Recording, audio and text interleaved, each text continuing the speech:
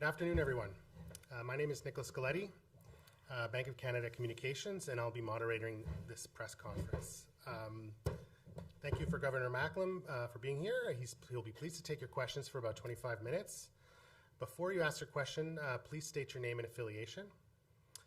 We're webcasting this press conference, so please use the microphone that will be handed out in the room, and raise your hand when you're ready. We also have journalists participating remotely today, so we'll do one question in the room and then turn to the call and see if we can get every news organization into the press conference. Le gouverneur est prêt à répondre à des questions en anglais ou en français. Donc, s'il y a quelqu'un en ligne en français, n'hésitez pas. Libre de vous à poser la question dans la langue de votre choix. So, first question over here. Hi there, Paul Waldy from the Globe and Mail. You talked a lot about in your speech about Canada's reliance on the U.S. for trade. Do you worry about somebody like Donald Trump winning the election, given the high tariff agenda he's pursuing in this campaign, more so than even when he was president? Well, you won't be surprised. I'm not gonna comment on politics or any party or any administration. But look, the Canada-U.S. trade relationship is very valuable to both our countries.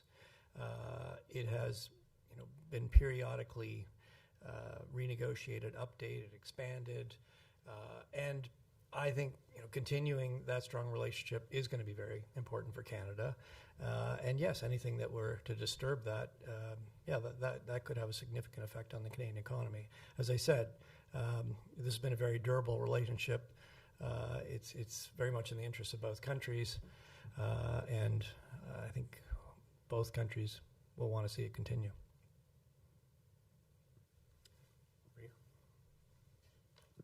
Hi, Sue Chan from The Telegraph. Just a follow-up question from some comments that you made in your speech on China. How do you think the West's approach to Chinese EVs will impact the transition to net zero, given the concerns around the costs of that transition? And do you agree with the West's approach to China, particularly on electric cars?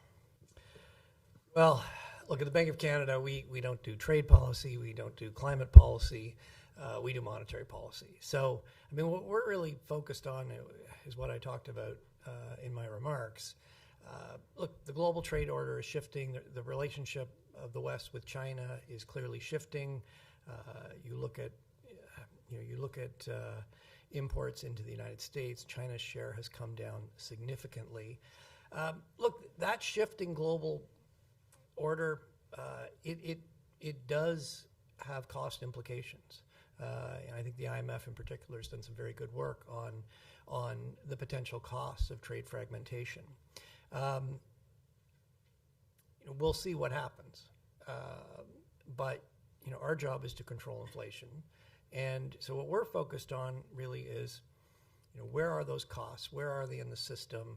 What's going to happen to those costs? What impact are they going to have on the economy? What impact are they going to have on inflation? So the changing relationship with China is a big part of that story. And our job really at the Bank of Canada is to understand how that's impacting the economy. It's not our job to set policy, climate policy or trade policy. Idina Angel from Bloomberg. Governor, Friday data showed Canada's unemployment rate unexpectedly jumped to 6.6% in August. Are you expecting layoffs to ramp up in the coming months? Well, first of all, I mean, Friday's number, as I just mentioned, it really continued what we've seen now for a number of months. Employment growth, it's not negative. There's modest positive employment growth, but it is well below growth in the working age population. What you're seeing is that, yes, businesses are hiring, but they're hiring much more slowly than people are entering the labor force. So that's particularly impacting younger workers. They're graduating from school. They're looking for that first job. It's taking them longer to get that first job. So you're seeing youth unemployment has gone up a lot. We also have very high rates of immigration. The government is planning to reduce that. It will be coming down, but over the course of this year so far, it's still been strong. And newcomers to Canada it is also taking them longer to find a job. So you're seeing their unemployment rates go up. So that's really being reflected in the overall unemployment rate. To this point, we haven't seen a big change in layoffs. If you were to see that, that would certainly be a concern. As we've been very clear, we've lowered interest rates 3 times now. If the economy continues to evolve as we're expecting, it is reasonable to expect further cuts in our policy rate. And one of the reasons why we've been lowering rates is, as inflation gets closer to our target, we want to see growth start to pick up. We want to see households spending increase. We want to see business investment increase. We want to see companies hiring, have bigger hiring plans. We want to see job growth pick up. There'll probably be some lag. The labor market often lags a bit, so there's probably, you're probably going to see some further adjustment in the labor market. But we do want to see job growth pick up going forward, and that's certainly something that's factoring into our interest rate decisions. Hi, it's Sophie Ng, Politico. UK-Canada free trade negotiations broke down earlier this year. Are you hopeful that they will restart again? Would you like to see them restart again under the new Labour government here in the UK? And what are the sticking points that you mentioned in your speech? Thank you. Yeah, as I said, look, we don't do trade policy at the Bank of Canada. We're not at the trade negotiation table. I really wanted to use the Canada-UK relationship, though, as an example of the kind of, smart regional trade agreements. The multilateral system has really stalled. It's going to be very hard to make progress at a multilateral level. That doesn't mean that like-minded countries, trusted partners, can't make smart regional trade agreements that would be in the benefits of both. So yes, there are some sticking points. I think this is an example of, we have a long history, we have a lot of shared interest. I think this is the example of a potential smart regional trade agreement. Governor, hi. Les Commons from Market News. The Bank of Canada was certainly to the fore in the tightening cycle from 2-3 years back, and has been one of the leaders in the latest easing cycle. What do you think, or what do you feel has given Canada, or the Bank of Canada in particular, an insight to be a leader in the inflation look? And what do you think, or what is your biggest fear to throw you off the easing cycle for the inflation rates? Thank you. Well, I'm not sure I can really comment on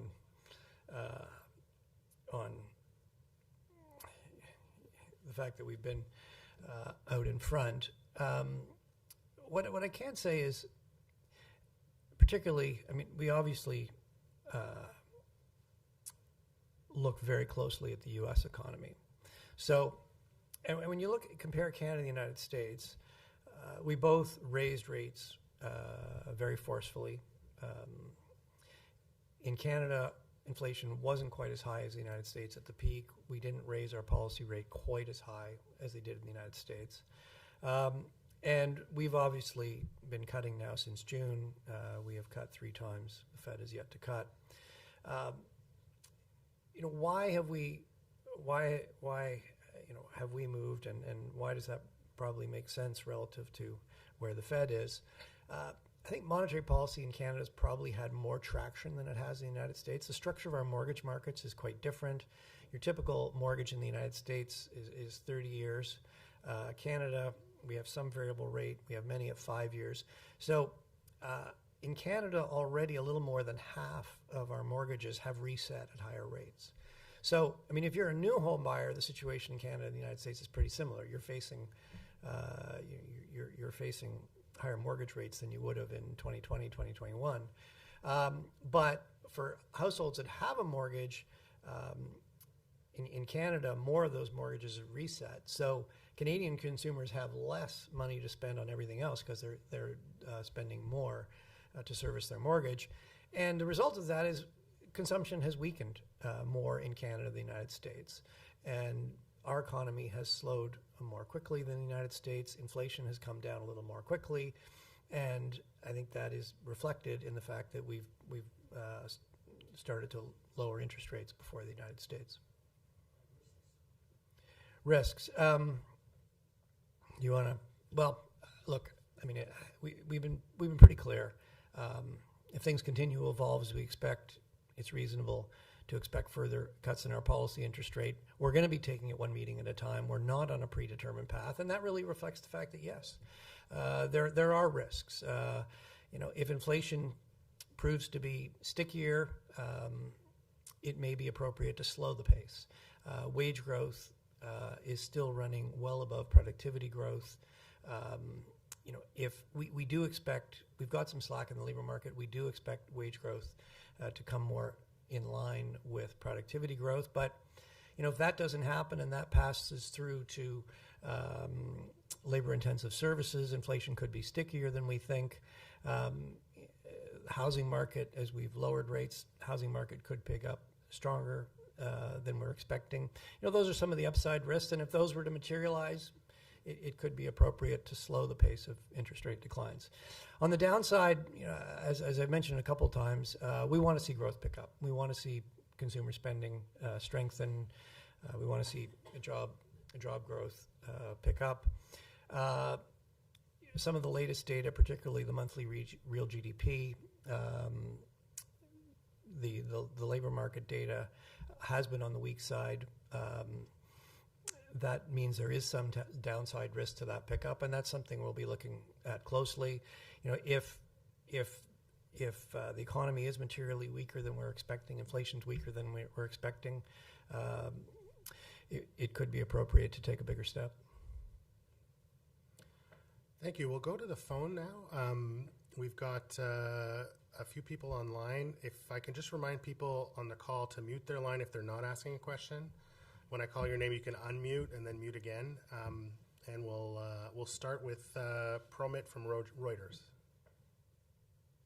Good morning, Governor. This is Promit Mukherjee from Reuters in Canada. This is a little crystal ball gazing question. I mean, we all know that unemployment in Canada is rising, especially because of increase in population. But with population expected to fall sharply, especially led by the government programs, do you think that unemployment in the country will also fall as sharply as it has risen? And if that is so, what implications will that have for inflation? Well, just to be clear, I don't think population is going to fall. I think the growth rate of the population is going to come down. But yes, as you indicated, we do have very high rates of. We've had very high rates of population growth, and they've remained high so far through this year. When our labor market was really overheated, high rates of population growth, immigration, more non-permanent residents coming to Canada, that actually helped ease some of the pressures we saw in the labor market. But as the economy has slowed and hiring has slowed, it is taking longer now for those new entrants to Canada, those newcomers to Canada, to find a job. So going forward, and that is contributing to the rising rate of unemployment in Canada. If as the government has been very clear, their plan is to reduce the number of non-permanent residents coming into Canada, and that should, particularly if the economy is picking up and new entrants are coming in, yes, that should help pick up some of the slack in the labor market. Predicting precisely the timing of that is difficult, but that is certainly something that we're going to be watching closely. Thank you. Next question to Jordan Gowling of the Financial Post. Hi, Governor. Thanks for taking our questions. I just wanted to follow up on something you said in your speech in relation to what Canada can do to respond to the challenging trade environment. You said, quote, Canada needs to reduce trade barriers so that integrating Canada into the North American value chain is more attractive for businesses. What specific trade barriers are you referring to in this case? Well, look, there's a few things there. One of the places to start is we still have too many barriers between provinces. Some of these are actual trade barriers. Others are more professional qualifications, and having a more seamless, more open interprovincial relationships would be a good place to start. The other thing I mentioned was we need to make sure we've got the infrastructure to get products to market. That includes getting products to our ports. That includes port capacity. It's rail. It's trucking. It's north-south. It's east-west. So part of it is making sure we've got the new products and new services that people want to buy, and then the other part, in the case of goods, is making sure we can get them to market.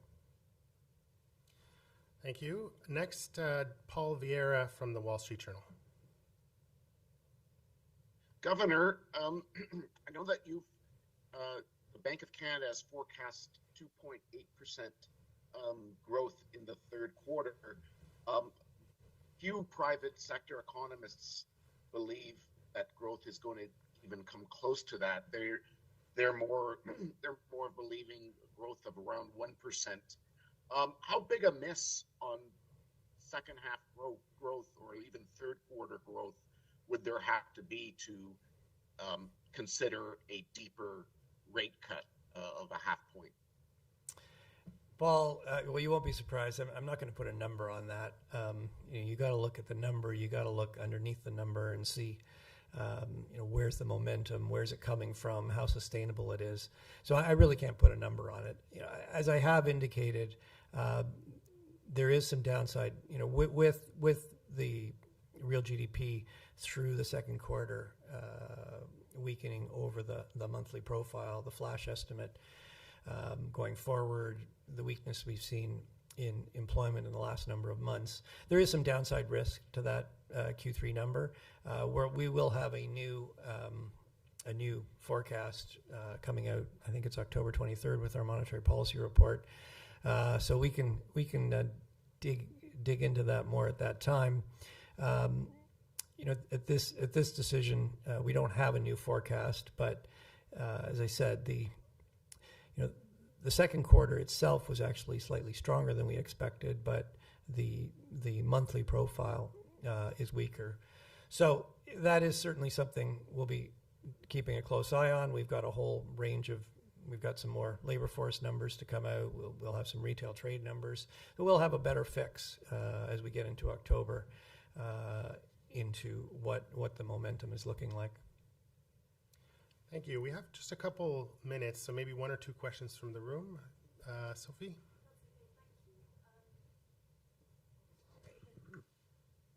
Thank you very much. I just wondered if you had met any UK members of the UK government or any officials during your time here, and if there had been any mention of UK-Canada trade negotiations or anything else you talked about. I only got in last night. The only people I met are the people today at the lunch. I am meeting with some members of the private sector this evening and tomorrow morning. Then I'm headed home. So no, I'm not planning to meet any government officials. Anyone else? Okay, well, thank you all for coming. That concludes our press conference today. Thank you, Governor Macklem, and thank you, everyone, and see you soon. Pleasure. Great to be here in London.